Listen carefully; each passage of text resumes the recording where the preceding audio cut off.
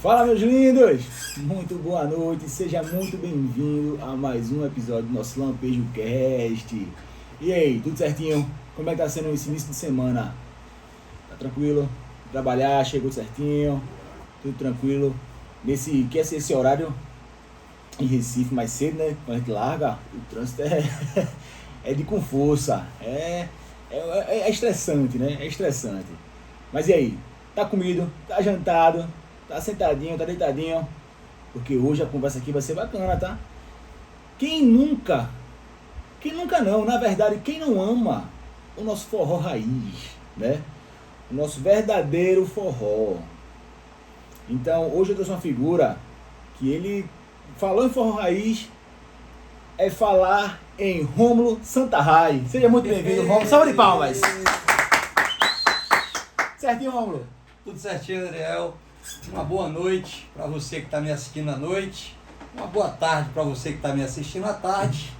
E bom dia para você que está me assistindo durante o dia ao Lampejo Cast, junto aqui com esse rapaz figura, filho de um grande amigo meu, Adriel. E estou aqui para responder as perguntas e se você está aí no participando, mande as suas perguntas também, que se eu não responder, eu vou ver depois lá no como é que chama? Nos comentários.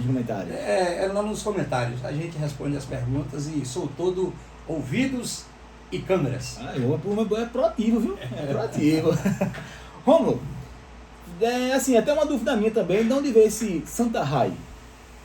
Esse nome Santarray, ele é desde 2004, vou tirar os óculos aqui para não ficar muito impessoal. Eu uso o nome Rômulo Santarray desde 2004, quando eu fui viajar, eu fui para a Europa e eu queria gravar um trabalho, na época ainda se gravava CD, eu queria gravar um CD com músicas minhas, só músicas minhas e de alguns parceiros. E eu era Rômulo César até então, que ainda continuo sendo Rômulo César compositor. E eu peguei a junção dos meus pais, Dona Santa, minha mãe, e Raimundo, meu pai. Os meus amigos chamavam minha mãe de Tia Santa e o meu pai de Tio Rai. Eu juntei Santa Rai e aí foi uma homenagem que eu fiz aos meus pais. Meu pai ainda era vivo, então, e aí minha mãe ainda está viva, Dona Santa ainda está viva, reza por mim. E aí eu fiz Rômulo Santarray. Essa é a explicação. A junção bacana é que ficou um negócio bem diferente, Sona, né? Bem, né? Até porque o Rômulo César, né? É bem comum. Assim, o Santarray é 100%, falar em Rômulo Santarray já só pensa uma pessoa. Só existe um. Se você falar Rômulo César, você tem que bater na porta. Você disser Rômulo Santarray, aí a porta abre só. Não, me diz aí, como foi que tu ingressou nos teus primeiros passos na música? Meus primeiros passos foram, eu fui levado pela mão de um cara chamado Zé Pereira, em julho de 1970, lá na minha cidade. Eu tinha então 4 anos e eu fui levado para cantar num programa de calouros, chamava-se A Criançada Se Revela, que era patrocinado pelas casas pernambucanas. E o Zé Pereira era vendedor da Lundrine Tecidos, que é o nome comercial das casas pernambucanas, né? Casas pernambucanas é um nome fantasia. Sim. E ele era vendedor das casas pernambucanas. Minha mãe, que era costureira, e comprava tecidos ao Zé Pereira.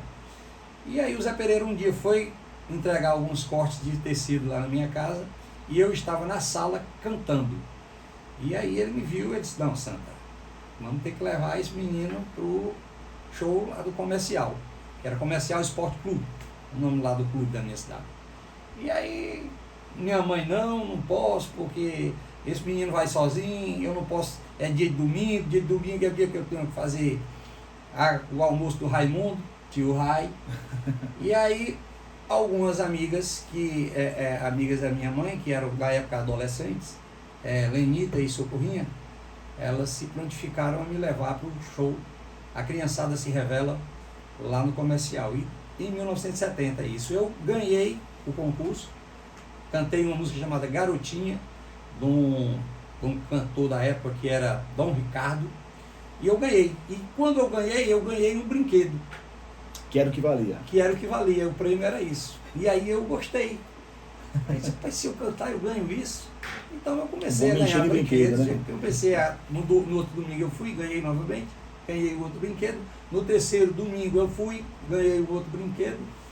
Quando foi no quarto, eles não me deixaram mais participar porque tinha que dar. Brinquedo para outras crianças. Não né? porque se eu fosse tão. Não porque eu fosse tão bom, maravilhoso cantor, mas eu cantava muito afinado e para a minha idade, a minha desenvoltura, eles achavam um pouco mais avançada para as outras. Né? Na quarta semana eu ganhei um brinquedo sem participar, mas para ir participar em um show, para abrir um show da Cláudia Barroso, na minha cidade. E depois eu fui no Natal abrir um show da Núbia Lafayette, cantando apenas uma música, porque a atração, eu era muito criança, com 4 anos, já no final do ano, já com 4 anos, já prestes a fazer o meu 5º ano. E aí comecei a cantar, cantava aqui, cantava ali, e a minha caixa de brinquedos enchendo. Foi aí que eu comecei. E isso de calor, depois eu fui para Goiás, em Goiás continuei cantando. Quando foi em 1980, eu entrei na minha primeira banda de baile, os Monólitos, conjunto musical Os Monólitos, lá da minha cidade. Eu sou de Quixadá, do interior do Ceará. E daí, com 14 anos, eu tinha 14 anos, Sim. Já passei a ser profissional. E fiquei em bandas de baile até 1991, né? Passei dos Monólitos, fui para Banda Azul de Quixadá, que era uma banda que eu fundei lá na minha cidade. E da Banda Azul de Quixadá eu ingressei na Sons 1 pela Banda Aquários. Foi a minha primeira banda, ainda lá já na Sons 1. Da Banda Aquários eu fui para o Mel com Terra. Do Mel com Terra eu trabalhei na Banda Som do Norte por 9 anos com a Rita de Cássia. A gente vai falando sobre o pouco, né? Aí fiquei até 2004, que é onde eu me transformo, a minha passagem para ser Rômulo Santarraia. Sim. Em 2004 eu fui para a Europa sem nenhuma pretensão de cantar. Eu queria ir para levar... para passear? Eu fui para morar e levar meu filho. Eu queria que meu filho fosse estudar lá. E de uma forma, a melhor forma era eu ir para lá e trabalhar. Aí eu dei uma pausa no cantor e lá na Europa eu fui trabalhar de jardineiro, trabalhei de peão de obra e tal. Mas a música sempre voltava, ela sempre me puxava. Né? Na primeira semana que eu cheguei em Lisboa, o cara que me levou, ele disse, vamos pro Armazém F, que é uma casa de show que tem no Cais do Sodré. Quem conhece Lisboa vai saber de que eu estou falando. E aí quando cheguei lá, o Armazém F era de um paulista, que tinha um FM e tinha a casa de show. Quando eu cantei, o cara me apresentou como vocalista do Mastruz com Leite. Eu fui vocalista do Mel com Terra, que é do grupo Mastruz com Leite.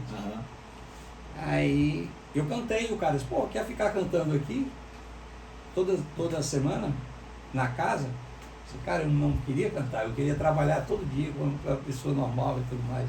Mas fiquei cantando lá. Aí cantei em Portugal, depois eu fui para a Espanha.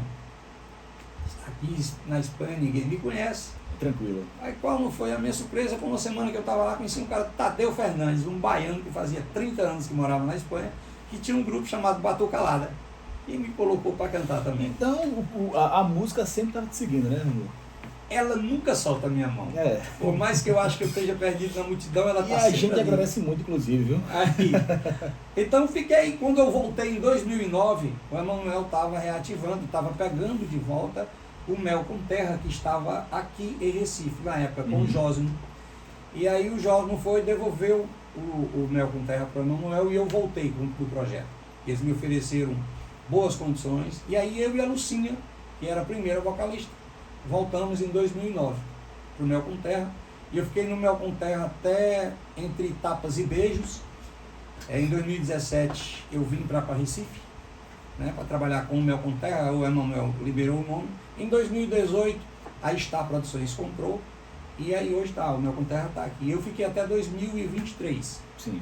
Em 2023 eu saí do projeto para montar o meu projeto solo, que é Rômulo Santarraia e Banda Senhor Forró.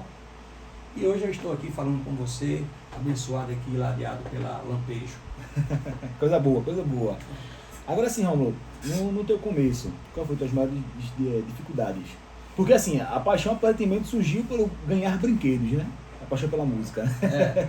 Mas tuas maiores dificuldades no começo, do começar a tua carreira. Adriel, cara, eu assisto muito podcast, eu assisto muita entrevistas de artistas e, cara, eu não tive dificuldade nenhuma. Só foi. E até hoje. Isso é muito bom. Existe Raro, uma mas coisa bom. chamada que se você não trabalhar, a dificuldade aparece. Sim, isso é verdade. Mas eu nunca sofri nenhum tipo de preconceito, sabe? Minha música sofre preconceito. Eu acho que não. Porque se você disser, o forró tem muito preconceito. Lá na Europa, se você for fazer forró e não tiver sanfona, zabumba e triângulo, você não arranja emprego. Então, se você quer dizer que o pé de serra tem um preconceito de ser pé de serra, talvez você esteja no local errado. É errado, exatamente. E se você baixar a cabeça para a dificuldade, então a dificuldade vai existir. Mas se você levantar a cabeça e trabalhar, a solução ela vem encosta, cara. E é que nem crucifixo, alho e estaca com um vampiro. Vampiro, exatamente.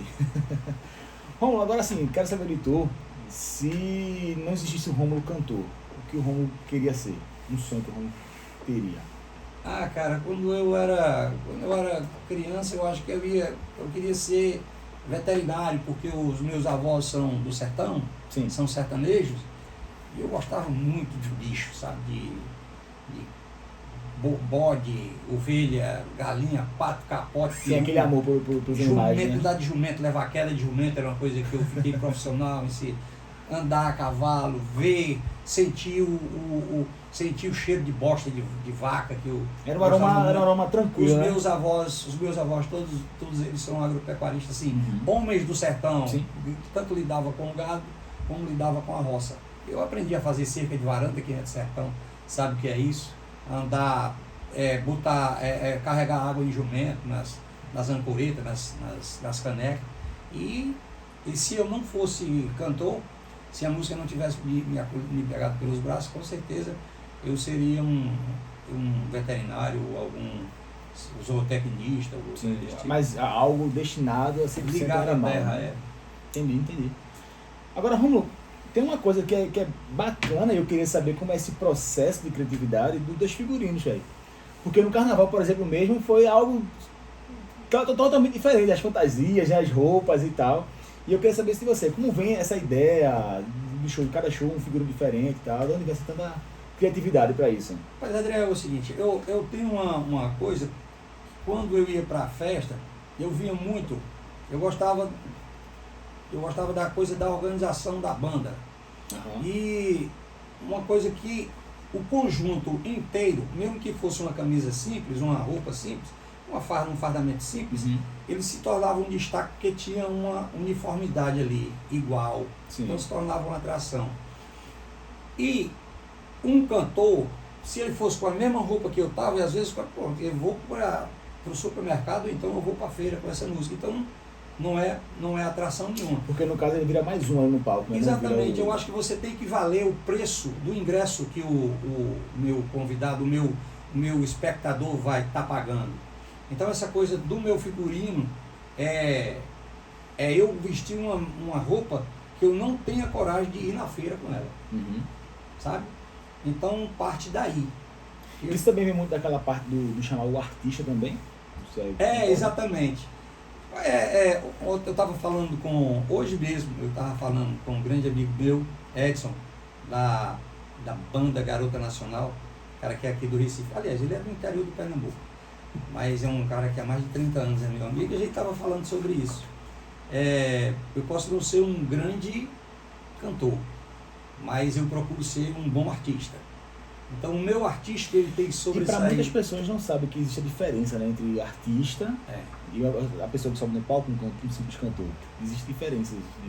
Vou aproveitar a oportunidade aqui. Atenção, meninas que são cantoras, procurem ser artistas também. A banda Garota Nacional está à procura de um artista. Se você cantar, aí ajuda, tá certo? Então essa coisa, você pode não ser um ótimo cantor, mas se você for um maravilhoso artista, compensa o seu lado vocal. Como a gente conhece maravilhosos cantores que o artístico dele não Isso é tão deixa legal. a desejar, né? E aí a gente tem muita pena, porque ele fica legado ali, ele fica de lado no quesito notoriedade. Uhum. O cara tem uma voz maravilhosa, mas ele não é um bom artista. Acaba sendo não desvalorizando as pessoas que um dos profissionais que eu mais admiro, e uma coisa mais difícil que chama-se back vocal, sabe?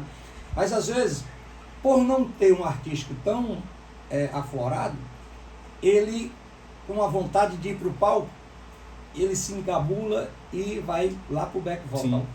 Que ele canta, tá no palco, mas ele não tem a responsabilidade, ele não tem a coisa de estar lá na frente, Sim, né? sim. As minhas amigas que eram back vocals, que hoje são cantoras, sabem muito bem do que eu estou falando, né? Das pontes. Então, essa coisa, eu acho é muito bom você juntar uma coisa com a outra. Uhum. E o artístico, ele sempre ganha na maioria das vezes, grande maioria das vezes, ele sempre sobressai ao canto. Sim. A postura, Uhum. sabe? A postura artística, a forma de se vestir, como você está falando, Sim. a forma de você se vestir, ela se sobressai, às vezes até a sua própria voz. E falando assim, Romulo, eu me lembro de um passado recente, né? Não um passado tão passado, claro, que foi um dos artistas da minha geração, que eu curti muito na adolescência, para entrar na fase adulta, que era o Gabriel Diniz. E o Gabriel Diniz sabia unificar isso, ser o artista e o cantor. E por isso que o show dele era o que era. Ele fazia o show deles ser chamado de show, quase ser um espetáculo, né? Que ele fazia essa junção do cantar, se comportar no palco, que também faz uma diferença enorme, né? E a maneira de se vestir, que chamava atenção, os looks que ele usava, e enfim, era o que era o show dele. Infelizmente teve, né, a vida interrompida, mas assim, ele sim também, nessa minha geração, era um grande exemplo de artista. E hoje até hoje não surgiam como ele, acredito eu. Mas enfim, Romulo, tu já chegou a tocar em vaquejadas? Já, muito. É diferente, Romulo, tocar em vaquejada? Cara, quando eu fui trabalhar quando eu saí do Melcom Terra e fui trabalhar na Banda Sul do Norte, era Redondo, Rita de Cássia e Banda Sul do Norte. O Redondo era um sanfoneiro forjado dentro da vaquejada. Uhum. A galera faz 5 horas de forró sem intervalo, dentro da vaquejada às vezes você faz 8, cara. Caramba. 8 num turno. Aí isso em Rodolfo Fernandes, no interior do meu amado Rio Grande do Norte. Alô, Rodolfo Fernandes, que foi quem revelou Rita de Cássia para o resto do Rio Grande do Norte e o Rio Grande do Norte assolapou Rita de Cássia para o resto do Brasil. Eles tocavam 8 horas, parava, varria-se o salão, colocava pó de carnaúba por 2 horas. Pau voltava de novo. Eles tocavam mais 5 horas. Sabe? E como é o processo de músicas pra isso, pra não repetir? Ou repete? Cara, repete. Não tem como, Naquela época você tocava o Rei do Baralho umas 4 vezes seguidas, né? E Mas isso a galera repetia. dançando, curtindo, não tava nem aí. Mas tem que ter uma certa resistência, sabe? Né? E em segundo, gostar, né? Que eu acho que é o mais importante, porque você não fazer uma coisa que não gosta, acho que não flui, né? Mas não até vai. tipo 1999, já chegando em 2000, ainda se tocava, as bandas ainda tocavam 5 horas de forró sem parar. Uhum. Então nas vaquejadas isso era normal, começar um forró 5 horas da tarde. Uhum. Toquei muito com 3 bandas somente. Tocava de 5 da tarde até as 5 da manhã. Cara, 12 anos. Vaquejada assim, principalmente no sábado. No domingo não, começava mais cedo. Uhum. 1 hora da tarde começava, aí terminava meia-noite. Sim. No domingo, porque na segunda a galera trabalhava. Mas o meu estágio de forró foi em vaquejada. Em vaquejada. E eu gosto muito. Aqui no estado de Pernambuco, toquei em Caruaru, toquei em Surubim, toquei no A parque. vaquejada de Surubim é muito Toquei conhecida. aqui no Parque Cordeiro.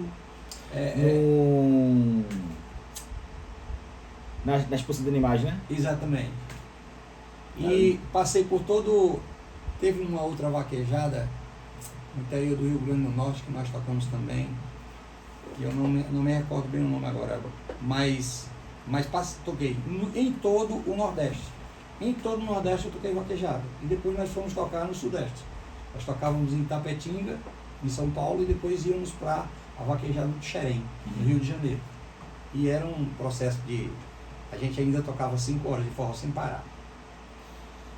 Haja disposição, né? Porque... E paciência.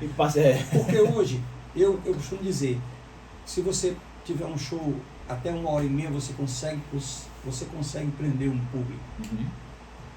Mas passando, isso eu acho que um público da sua idade, certo? Da sua idade. Já da minha época, não. Você consegue prender por 1h30. Passou de 1h30, a galera cansa do seu rosto, do seu show. Por isso que tem que ter uma outra atração, né? Na nossa época, não. A gente tocava 5 horas. Como a galera não olhava muito para a banda, não tinha um artista, não tinha muita luz, não tinha muita essa coisa. A galera ia mais, era som e dançar, e arranjar uma namorada, aquela coisa toda, interação pessoal, do corpo a corpo. Então, a gente fazia 5 horas, e você tinha que ter 5 horas, que era para você ter tempo de tomar coragem e ganhar o parceiro ou a parceira. Então, 5 horas era você durante 5 horas não ganhasse ninguém, vá para casa, porque você é muito feio, então muito mole. Aí não é lugar para você não, né?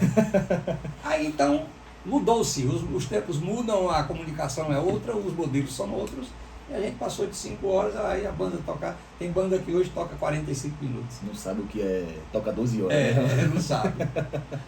Não sabe o que é tocar realmente numa vaquejada mesmo, né? Raiz, né? Adriel, deixa eu pedir licença aqui, o Jô já foi embora com as canecas dele, o Danilo Gentili continua, eu vou aqui me apoderar da minha caneca da Lampejo e tomar o que tiver aqui dentro. Vocês não sabem o que é, então fiquem imaginando aí em casa o que seja. É o suquinho. É o toque mágico daqui da Lampejo. É um lampejo na garganta da gente. Vamos lá, agora sim vai entrar nessa parte que eu falei. Como surgiu a oportunidade de tocar no Som da Terra e na Som do Norte. Ou Som do Norte e na Mel com Terra?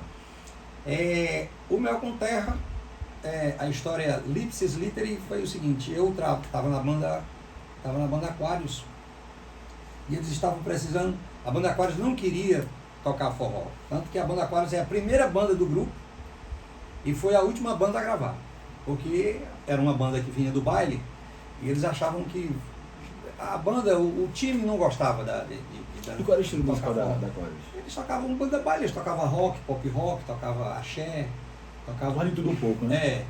E porque eles foi um projeto do Emanuel Gugel, que era para fazer as dobras da Black Banda. Uhum. E foi a primeira banda que ele foi produtor executivo. Então, no caso da a Aquário ela não queria se prender a um estilo musical, né? Porque eles já faziam um baile. Uhum. E quando o Emanuel quis investir no forró, puramente forró, ele fez a banda Aquário já estava no baile e o Emanuel dava uma certa autonomia para eles em relação ao repertório, e aí eles rejeitavam o forró. Como muitos artistas que hoje cantam forró, eles alejavam assim o forró como se o forró fosse submúsica, era música de matuto. Uhum. Acontece muito, isso já foi comentado, não sou eu o primeiro a estar a dizer aqui, né? Tem muita gente que cospe cuspia, viu galera? Mas a gente não cospe mais, porque eu me incluo nesse negócio. A gente cuspia no prato que comia, hoje não, a gente está lambendo esse prato e achando maravilhoso. Maravilhoso, né? E aí, nesse interim, a banda Aquários não queria tocar forró, o Emanuel criou Mas no caso você queria mudar pro forró? Foi aí nessa coisa aqui, que eu estava na banda Aquário e o Mastruz com Leite crescendo. Uhum. O Mastruz com Leite cresceu tanto que eu não estava dando para atender a agenda, né? A demanda muito grande, e o Emanuel criou o Mel com Terra. Quando ele criou o Mel com Terra... Não foi no intuito de ser uma banda suporte, no caso, uma banda secundária, uma banda secundária? Não, era uma banda para dar para... Porque o Mastruz com Leite estava saindo de Fortaleza. Sim. Não estava mais. Então ele já fazia uns forrós que ele mesmo bancava. Certo. E aí ele tinha que ter banda. Tudo era dele. Uhum. A banda era dele, o equipamento era dele, tudo era dele. A única coisa que que não era dele era o clube. Que depois Passou ele essa. foi comprando clubes também, e aí ficou tudo dele. Era uma forma inteligente de você deixar ele ter uma forma dele economizar Sim. para passar o valor do ingresso barato para o público, Uhum. sabe? Já que tudo pertencia a ele, né? Então, Ele poderia fazer, ele equacionava de uma forma que fosse barato para o público e ele tivesse a condição de bancar toda aquela estrutura. E de tal maneira conseguiria fazer que os eventos lotassem. Né? Exatamente. Pra você ter uma ideia, teve eventos que ele fez que você pagava R$1 e ganhava uma camisa de um mastruz com leite. Pagava R$1, ganhava cerveja, e assim ele ia fazendo as coisas. Uhum. E aí quando apareceu o Mel com Terra, tinha que ter um cantor. Aí eles botam o Rômulo Ferreira Filho, sugeriu, meu parceiro nas minhas canções, nas nossas canções, e ele sugeriu a mim. Aí a galera disse, rapaz, tu é doido, cara, tu vai sair. Eu era na época, o que estava na moda era axé. Certo. Tinha saído da lambada e estava entrando no axé. Pô, tu vai sair cantar axé, e eu tinha cabelo grande, tatuagem, usava brinco grande. Era lá uma versão cearense do Luiz Caldas. E aí o cara, tu vai mesmo? Eu disse, rapaz, eu vou. O rio da música está correndo pro mar do forró. Eu vou botar minha canoazinha aqui. E vou junto. E fui. Gravei o primeiro LP do Mel com Terra em 1992, final de 92, que é o Doido pro Forró. E aí as luzes se acenderam. Tinha um negocinho, aquele faixa de luz estava se apagando lá na banda Aquários. Uhum. E eu entrei no Mel com Terra, um negócio. Explorou, né? Aí depois gravei o segundo LP, que é o Disco que Me Ama Porra, que tem a música Baião de 2, e aí funcionou como turbina para mim. E por conta disso, dessa minha mudança da banda Aquários para o Mel com Terra, por sugestão de amigos, Trigueiro Neto, com o apoio e a bênção do Emanuel Gugel, eu estou aqui hoje no Lampejo Cast falando com você. E a mudança para o Sul do Norte, como é que foi feita? Foi em 95, eu fui seduzido por um projeto faraônico que a galera queria fazer em Goiás, que era implantar forró em Goiânia. O berço o berço não, mas um pedaço do berço, né, a cabeceira do berço, porque o berço da música sertaneja é São Paulo, interior de São Paulo, mas estava indo para o sertanejo goiano. Aí o cara quis levar o cara do Piauí, mais um cara também de lá, me fez uma proposta irrecusável. Eu caí na besteira de chegar para o Emanuel e dizer que ia sair da banda em pleno carnaval, mas na esperança que ele dissesse que não. E o Emanuel, ele pega muita gente pela palavra. Emanuel, eu sair do Mel com Terra. Tudo bem. Me dê só o prazo de uma semana que eu pago os seus direitos. E quando eu quis voltar atrás já não dava. Já era tarde. Mas aí ele disse, mas as portas estão abertas aqui.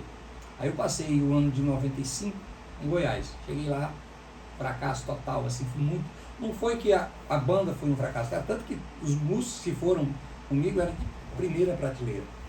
Mas fazer forró, daquele forró que a gente fazia dentro de Goiânia, as rádios não escutavam nem o que você tinha para dizer, nem o que você tinha para cantar.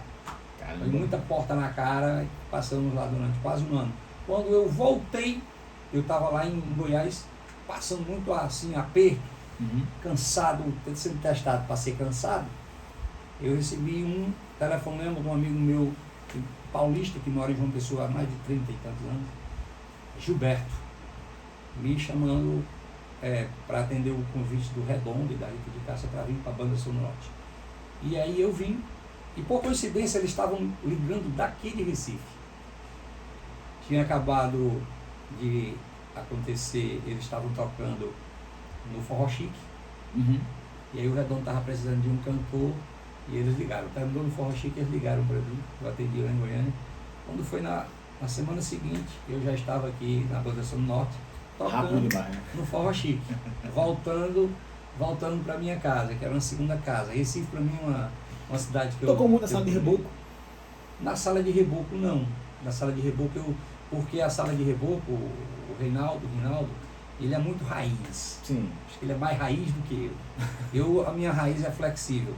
A raiz do Reinaldo não, ela é dura, Aquela ela não convicta, enverga, né? É convicta. E aí ele gosta muito, era aquela coisa do pé de serra, né? Tradicional, né? Tradicional. É tanto que você não viu na casa de reboco, eu acho que o Mastruz com Leite nunca tocou lá. Porque é banda mais eletrônica, uma coisa mais eletrônica, né? Ela não tem aquela... É um forró pé de serra, só que um pouco mais pra frente. Aí você do vai que dizer, o mas o Flávio José toca na casa de reboco, tem banda, mas a raiz do Flávio José é aquele pé de serra, aquele forró mais duro, né? Assim como Dominguinhos, toca com banda também, mas a raiz dele é o Barramalho, a raiz dela, né? E no pé de serra eu fiz participação. Eu fiz participação com Adriano Cideon, que é um sanfoneiro aqui do Recife. Ele me convidou para cantar com ele lá e eu fui. Mas já conversei com o Reinaldo para a gente ir qualquer dia desse e tal, mas nunca aconteceu. Na hora certa vai acontecer. Vai chegar.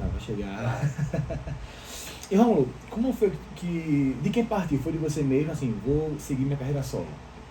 Foi de mim. De onde veio isso? É porque assim, em 2004, eu estava meio que cansado do país. Em 2004, eu estava meio que cansado do país. Que foi quando foi para a Europa. Aí eu queria ir para a Europa. E aí para a Europa eu tinha que sair da banda, né? Então vou fazer para eu não ficar esquecido, vou gravar esse CD aqui, que é um CD que eu chamo Forró Pé de Farra.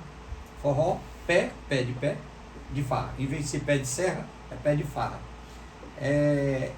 Para ficar aqui um documento, né? Ficar um legado. Sim. E não tinha intenção nenhuma de que fosse um estouro, como não foi um estouro, mas sim um registro. E aí quando cheguei lá na Europa, por conta disso, por conta das minhas composições, da força das minhas composições, o Emanuel fez um pedido e aí teve que fazer um outro pedido, né, de CDs. Aí eu fui foi por isso que eu saí da banda para... Quando eu voltei, o nome estava legal, mas aí eu voltei para o Mel com Terra. Sim. À vontade, e o projeto ficou lá, engavetado, né? Talvez se tivesse... Já tivesse ingressado em vez de entrar na Mel com Terra, teria sido melhor para você, tu acha? Você teria que... porque é o seguinte, hoje não estava ainda nos moldes, não se usava ainda o modo operandi de hoje, né? Eu teria que ter toda uma galera, toda uma produtora, uma estrutura para fazer isso, né? E eu não tinha, e também não queria pedir Aí eu voltei para o Mel com Terra porque na época ainda era um pouco descansado. E a convite do Emanuel também, né? É um cara que eu tenho assim, um carinho enorme, amor irmão por ele, fraterno. E do Ferreira, que é meu irmão, meu compadre. E aí eles me fizeram o convite e aí eu fui no Mel com Terra. Isso ficamos até de 2009 até 2013, 14, mais ou menos, entre tapas e beijos, vai e volta. Quando foi em 2014 para 2015, eles abandonaram o projeto e eu pedi ao Emanuel, porque toda vez que eu ia cantar em algum lugar, que eu era contratado, aí a pessoa usava Rômulo, ex-Mel com Terra.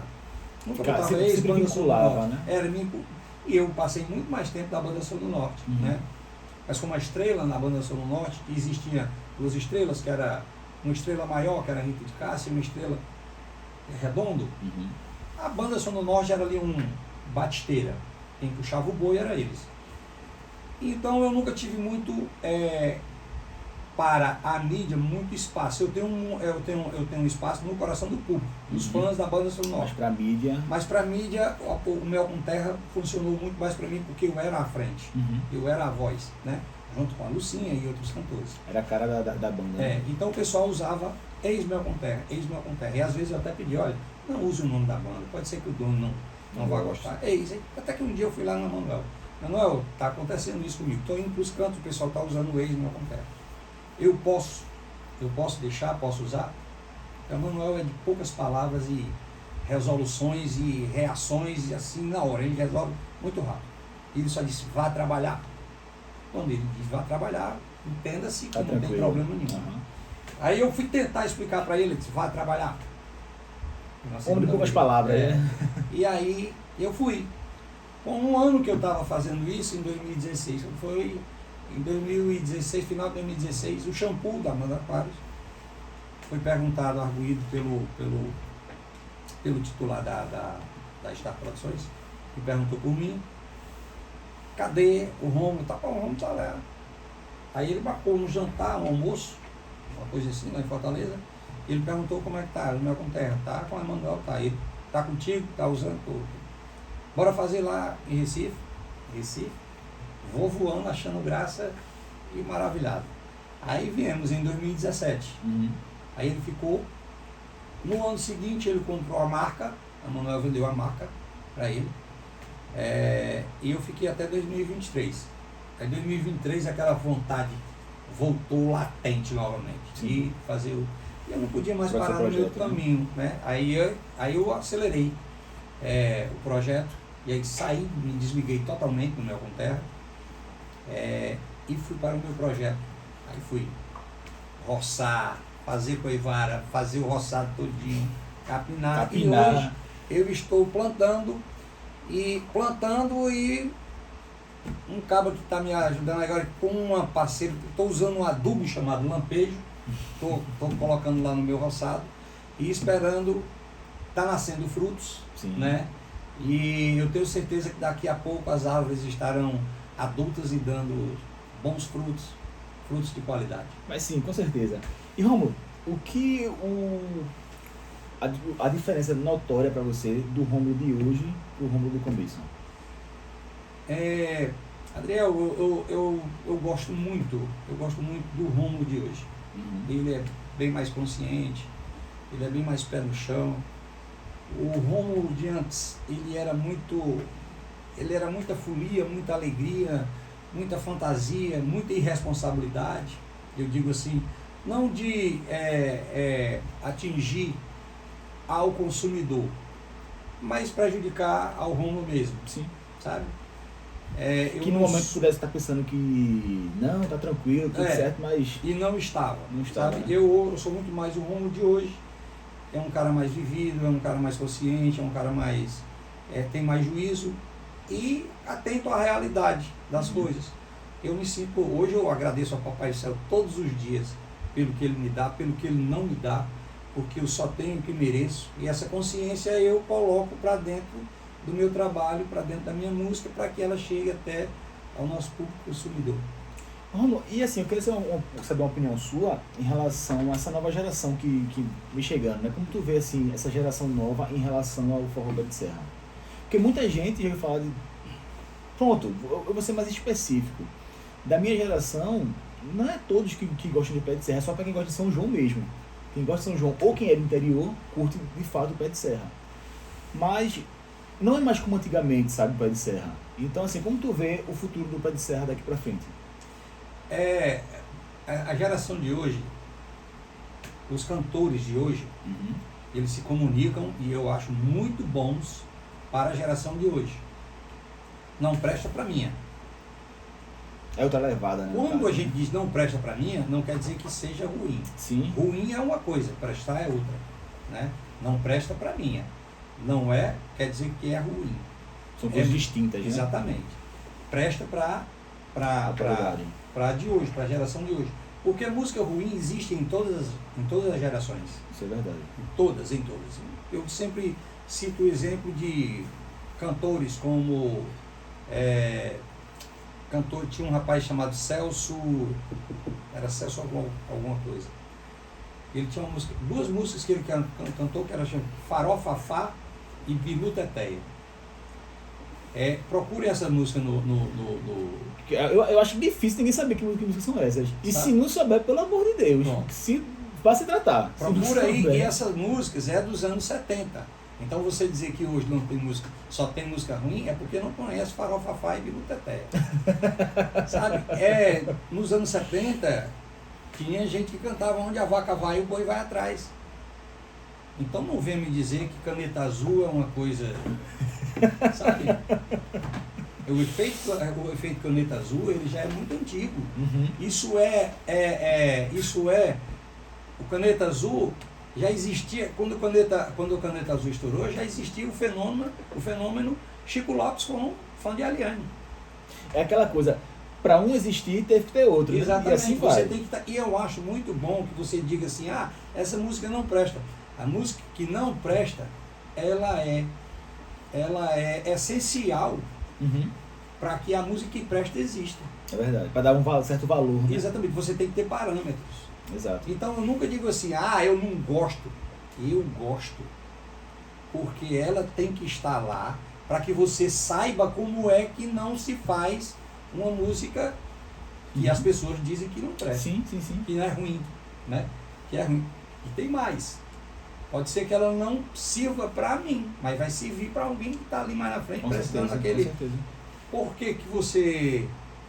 Por que a música brega, que a galera rotula de brega, tem um público enorme, nunca morre. Era um motor que impulsionava as grandes gravadoras. Uhum.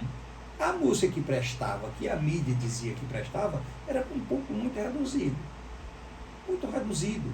Sim. Você não, jamais você vai conseguir, você vai ter que fazer 20 shows, 20 ou mais shows, por exemplo, de Caetano Veloso, para conseguir um público de um show no Amado Batista.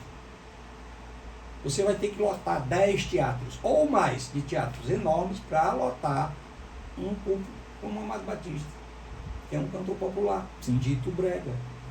Né? Você vai ter que fazer muitos Chico Buarque de Holanda, para conseguir bilheteria que o Reginaldo Rossi conseguia. Para fazer o povo cantar como o rei do brega, conseguia. O rei era demais. Sabe? Era diferenciado. Então existe um Caetano Veloso para um pequeno público, que diz que é muito bom, Uhum. mas existe um público gigantesco para um Reginaldo Rossi, que é um monstro, que a galera alega ser uma música brega. E quando você dizia brega, era torcendo o pescoço e, sabe, olhando assim por cima do ombro. E Reginaldo, se existe o forró raiz, ele era o brega raiz, né? O Reginaldo Rossi. Exatamente. Ele era um cara, assim, e o Reginaldo, a galera taxou ele de brega, mas o Reginaldo era um cara que vinha da Jovem Guarda, Uhum. né? Sim. Outros como Paulo Sérgio, que era do mesmo time dele, sabe? Que vieram depois, Zé Roberto, que era do mesmo time do... Então, essa coisa de dizer o que presta ou o que não presta, o que é ruim ou o que é bom, você acaba desrespeitando o gosto de um público. Sim, com certeza. Eu acho que hoje tem bons meninos fazendo música boa para uma parcela de gente que gosta daquele tipo de música. Existe uma parcela, existe uma parcela que não faz uma coisa, e principalmente agora com o advento da IA, né, da inteligência artificial, a galera está jogando qualquer coisa, faça uma música falando disso aqui, com isso aqui. Fizeram aqui um dia desses, não sei se tu viu, fizeram aqui a música um dia desses, falando da Lampejo, brincando os meninos das produtoras, né? Inclusive, eu ri muito, e fiz em poucos cliques. Criou uma letrinha assim, faz assim, assado, tal, bom, pronto, surgiu a música em 2 minutos. A IA, às vezes ela se desconecta de uma frase para outra, mas ela faz. Sim. Todo dia, eu tenho pelo menos aqui no meu telefone, uns 6 compositores, que todos os dias eles me mandam trechos de músicas. Todos os dias. Então, aquela coisa da inspiração, um momento que você estava justamente isso que eu fazendo, ia perguntar. sabe? Ele parou mais de existir. Porque quando você faz... Eu não sei fazer música por obrigação. Uhum. Eu só faço por inspiração. No caso, se for parar para pensar, virou mais cômodo, né? Virou mais fácil fazer as músicas com a IA para algumas pessoas. É porque você hoje como há um tempo atrás, até o final dos anos 2000, final dos anos 90, você trabalhava ainda, né, metade dos anos 2000, da primeira década dos anos 2000, você trabalhava ainda com LP, alguns LPs. Não, 2000 não, mas até os anos 90. Você trabalhava ainda com alguns LPs. Sim. Ou alguns CDs. E demorava um ano para ser lançado um outro de um outro artista. Uhum. Então você tinha aquele um ano para você ouvir aquele disco e criar uma memória afetiva em cima daquela obra. Hoje são 3 meses. Então não tem como você se apegar. Você saber que gosta. Não tem como você, com 3 meses, namorar com a gata e saber que ela vai ser uma boa mãe, uma boa companheira, uma boa parceira. Não tem 3 meses. Não. Sabe? Pode ser que ela tenha uma crise de 3 meses, é bipolar. Sabe? Você vai descobrir depois de 3 meses que ela é bipolar. Exatamente. Então você tem namoros antigos não existem mais, né? Tinha cara que namorava 10 anos.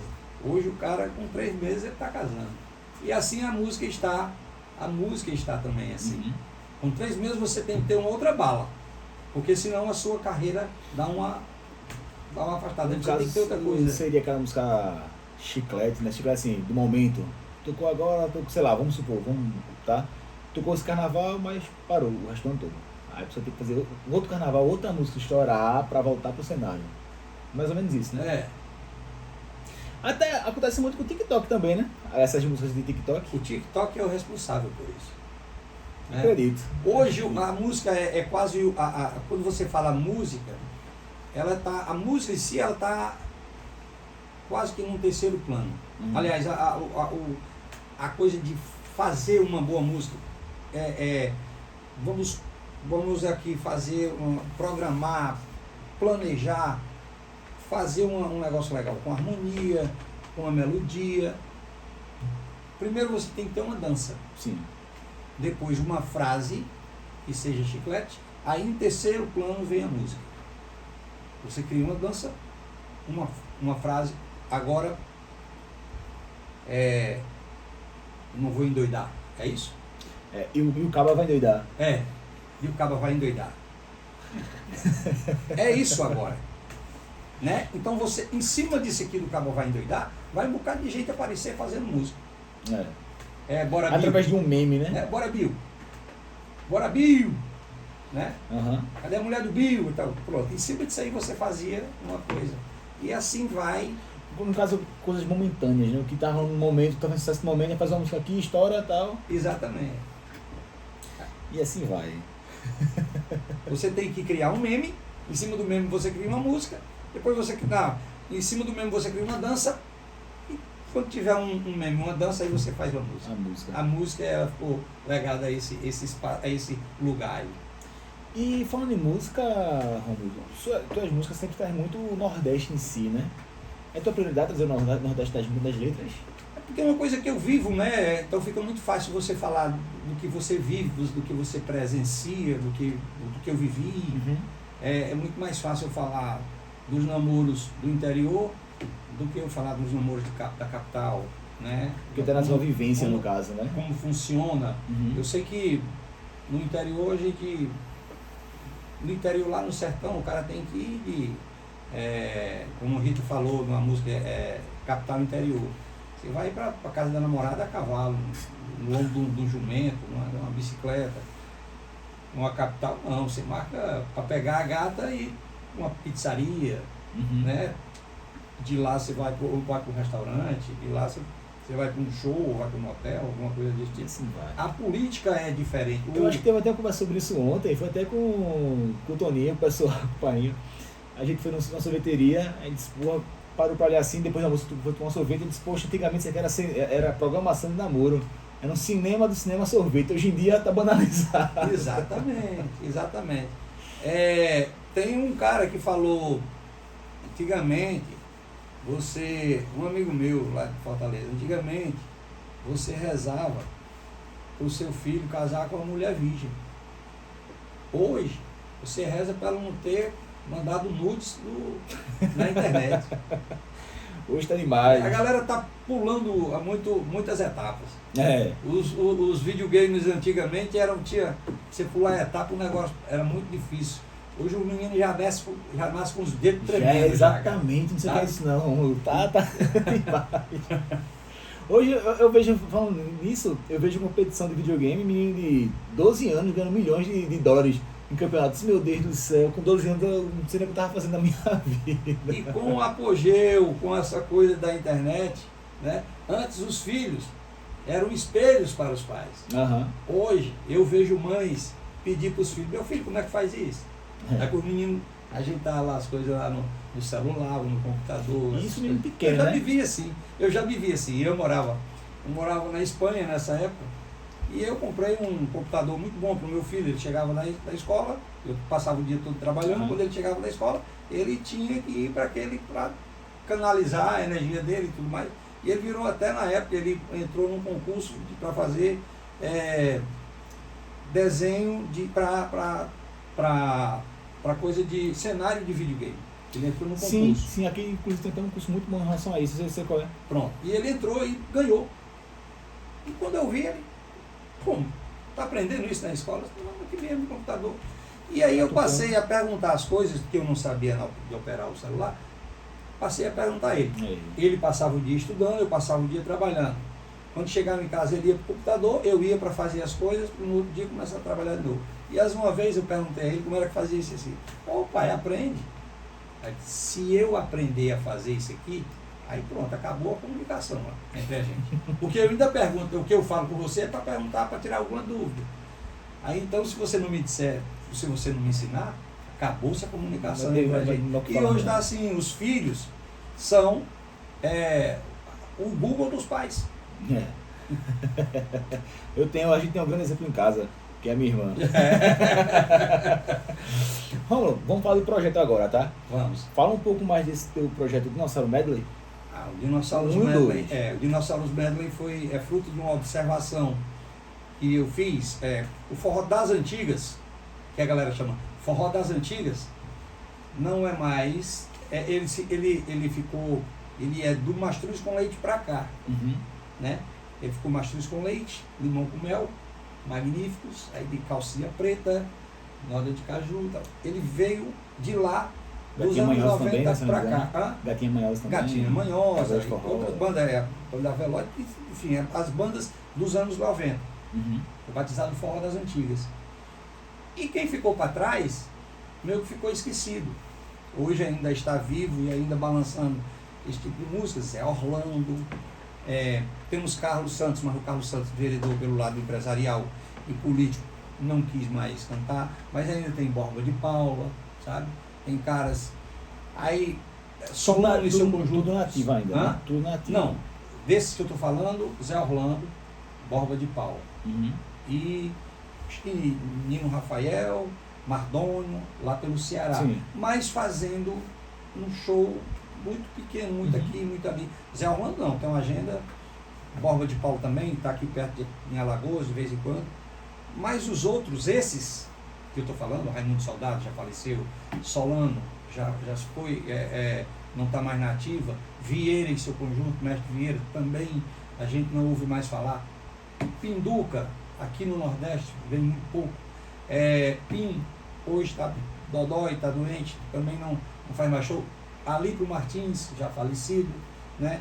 Então essa galera foi meio que ficando. Então, e tem uma galera, um público enorme desses caras, Sim. Que eram os músicos, era onde o dono do Mastruz com Leite e os músicos antigos do Mastruz com Leite e das outras bandas ouviam forró. Era essa referência de forró, que foi chamado de forró brega, forró reggae, né? Que era da época do Cavalo Dourado. Esses caras, era da época do Cavalo Dourado. Tanto que o Pinduca tem uma música chamada Chegando Lá, Fui na Casa de Festejo, daí nasceu. Fui em Recife, lá no Cavalo Dourado. Chegando lá, fui na Casa de Festejo, e aí nasceu esse meu forró bodó. Então esses caras, eles estavam meio esquecidos. Sabe uma coisa? Eu vou pegar na mão desses caras e vamos levantar todo mundo. Aí comecei a gravar Alípio Martins, que é o projeto Dinossauros Medley. Vocês podem ver aí no YouTube, está no meu canal. Dinossauros Medley 1, tem o Dinossauros Medley 2 e, se Deus quiser, em maio lançaremos o Dinossauros Medley 3. E assim, teve, acho que foi o 2, que teve a gravação, o cenário lindo. Onde foi gravado? Gravamos lá em Fortaleza, no litoral cearense, num restaurante chamado Bom de Mar, que fica lá no Porto das Dunas, bem pertinho, vizinho ao Beach Park. Lindo ali o cenário. Eu conheci ali, eu acho que foi justamente na entrada do Beach Park. que tem o Beach Park e tem como se fosse uma pracinha, né? Na beira-mar ali. Pronto. É próximo ali? Exatamente. Logo depois daquela pracinha, pela beira-mar, bem na beira-mar mesmo. A pegar na direita aqui À assim. direita. Sei onde é. Ali é. Por isso que eu conheci, achei lindo aquilo ali. A gente fez no bar. O primeiro eu gravei na PH. Atenção, quero agradecer aqui, galera que está assistindo a gente. Quero agradecer a vocês. Sexta-feira passada, estive lá na PH, um show maravilhoso. E foi na PH que eu gravei o Dinossauros Medley 1. Sim. E aí, o 2 eu gravei na beira-mar. E o 3, novidade para vocês, só aqui no Lampejo Cast. Olha. O 3 eu vou gravar na Serra. Teremos o cenário vai ser uma serra para a galera sentir-se no mar, na serra e depois no sertão. Em todos os ambientes. Ambientes diferentes, né? Teremos ambientes para todos os gostos. Romulo, e me diz, como está sendo a tua interação com... A gente falou agora justamente isso, sobre com a rede social, com o público digital. Pois é, eu estou me adaptando. Uhum. Eu tenho a minha esposa, que é minha produtora, minha nega, Gardene, ela é muito ligada nisso, ela gosta muito. Então ela vai e me puxa para isso. E aí eu estou obedecendo os passos, as sugestões dela. E estou indo, tem um amigo chamado Nairton Costa, que é um excelentíssimo profissional, que me auxilia também nisso. Então essa coisa de fazer alguma fotografia, fazer... As minhas redes sociais são essencialmente eu uso para o meio comercial, né? E aí agora Sempre apareceu também... Isso, né?